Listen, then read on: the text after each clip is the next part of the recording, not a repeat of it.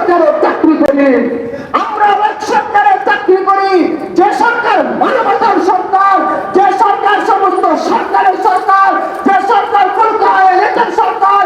এই সরকারের যদি কোনো আইন লঙ্ঘন করা হয়, সরকারের বিরুদ্ধে যদি কোনো কথা বলা হয়, আমরা হিরামাই গেলাম তার বিরুদ্ধে ব্যবস্থা নিতে বাধ্য হয়ে যাব, ব্যবস্থা নিতে বাধ্য হয়ে যাব।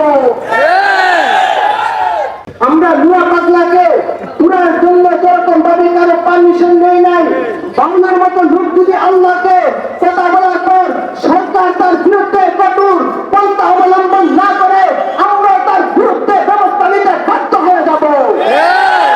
আমার একটা ইতিহাস বারবার মনে পড়ছে, যখন পশ্চিম পাকিস্তানের আইয়ুব খান মার্শালের মাধ্যমে ক্ষমতার মুক্তরে বসিয়া আইন জারি করেছিলেন, আল্লাহর বিরুদ্ধে কুরআন সুন্নাহর বিরুদ্ধে আইন জারি করেছিলেন, তখন যখন সকল ক্ষমতা লোভীরা ঘরের দরজার ভিতরে ঢুকেছিল, আল্লামা শামসুল হক ফরিদপুর রহমাতুল্লাহি আলাইহি খালিদ বিন ওয়ালিদের নাই জাতি চেতনায় উজ্জ্বলিত হয়ে তিনি তখন ঘরে বসে থাকেন নাই।